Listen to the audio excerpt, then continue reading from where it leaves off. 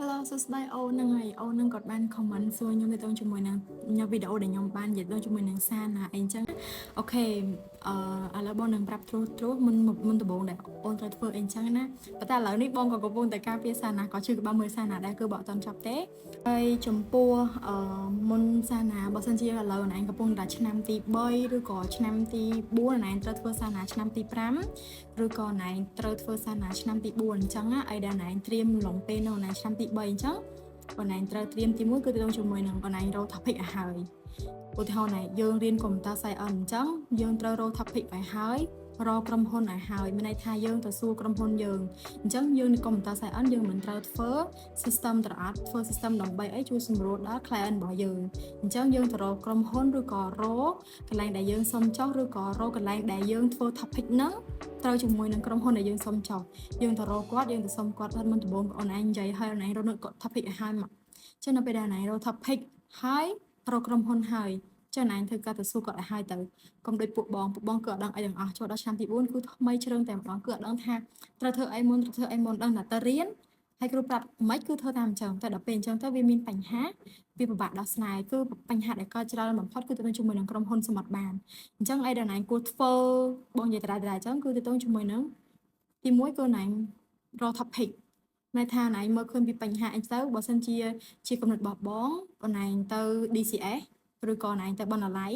បងឯងទៅមើលទៅជាមួយនឹងសភៅសាណាដែលកុំព្យូទ័រ science ពួកបងឆ្នាំមុនក៏បានធ្វើអញ្ចឹងណាបងឯងទៅមើលពីគំនិតគាត់មើលពី topic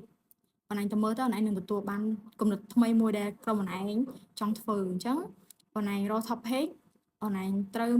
មានក្រុមហ៊ុនណាមួយដែលឯងគិតថាបងឯងនឹងគួរទៅសុំកន្លែងនឹងដើម្បីចុះហើយឯងទៅសុំគេមុនថាអូបងខ្ញុំឆ្នាំក្រោយខ្ញុំធ្វើសាណាហើយតើខ្ញុំអាចសុំកន្លែងបងដើម្បីចុះឲ្យហើយបានអត់ឬមួយក៏មិនសុំឲ្យបានមុនជឿបងសុំឲ្យបានមុនហើយបន្ទាប់មកទៀតឯងរៀនធ្វើ proposal បងឯងរៀនធ្វើ proposal ហ្នឹងមានន័យថាមិន proposal ហ្នឹងដើម្បីធ្វើយក proposal ហ្នឹងទៅសុំ advisor ហើយមួយទៀតអំឡុងពេលដែលឯងរើស topic ជាមួយនឹងរើសក្រុមហ៊ុនណាបងឯងសម្លឹងមើលឬក៏អនឯងមានន័យថាដូចយើង note advisor ទុកចឹងណាហើយបងអត់ដឹងថាឆ្នាំក្រោយគេមានការផ្លាស់ប្ដូរ advisor ឬមួយក៏អត់ទេប៉ុន្តែអនឯងត្រូវចំណាំមើលក៏ដូចជាសួរសិស្សបងយើងឬក៏មិនចាំបងប្រាប់ពេលក្រោយទៀតទៅជាមួយនឹង advisor បើសិនជាអនឯងស្គាល់ម្នាក់ពីរនាក់ហើយអនឯងសម្លឹងមើលថា advisor ណាដែលអនឯងឆ្លងអនឯងពេញចិត្តហើយឆ្នាំទី4ភ្លាមអនឯងទៅសុំគាត់ភ្លាមគុំទុកពេលវេលាយូរបើសិនជាអនឯងធ្វើបានមុនណាអនឯងនឹងទទួលបានលទ្ធផលមុនគេបណ្ដោយទី1 topic ទី2ក្រុមហ៊ុនទី3 proposal ទី4គឺសំខាន់ជាងគេគឺសមាជិកក្រុម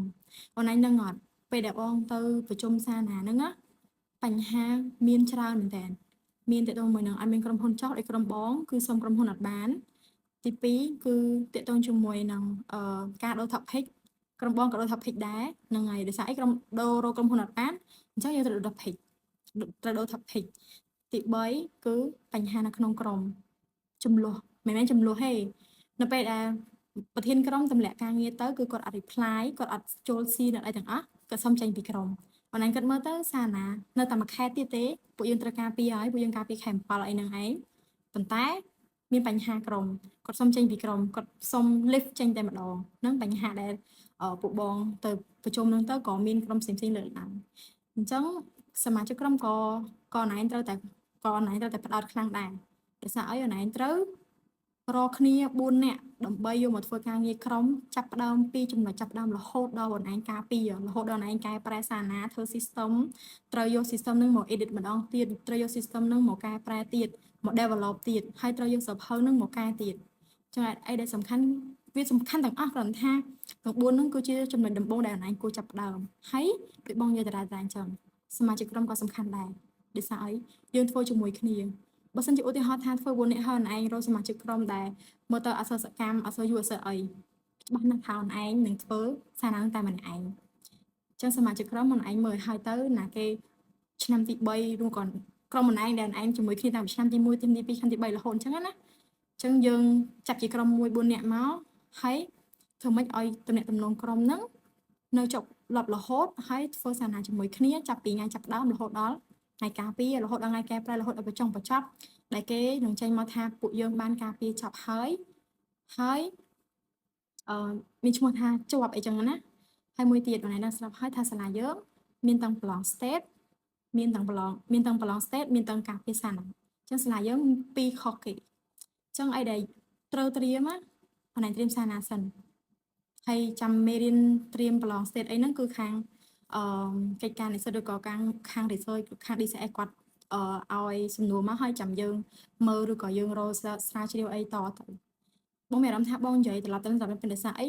បងចង់និយាយប្រាប់នរឯងច្រើនមែនតើប៉ុន្តែបងអាចនិយាយតាមមកវីដេអូនឹងអស់ហេអញ្ចឹងបើសិនជានរឯងទទួលយល់មានន័យថាណៃទទួលចាប់បានអីដែលបងនិយាយហើយបងណៃខមមិនសួរទៀតចាំបងឆ្លើយទៀតឬក៏ណៃឆាត់មកបងផ្ទាល់ក៏បានដែរអរគុណ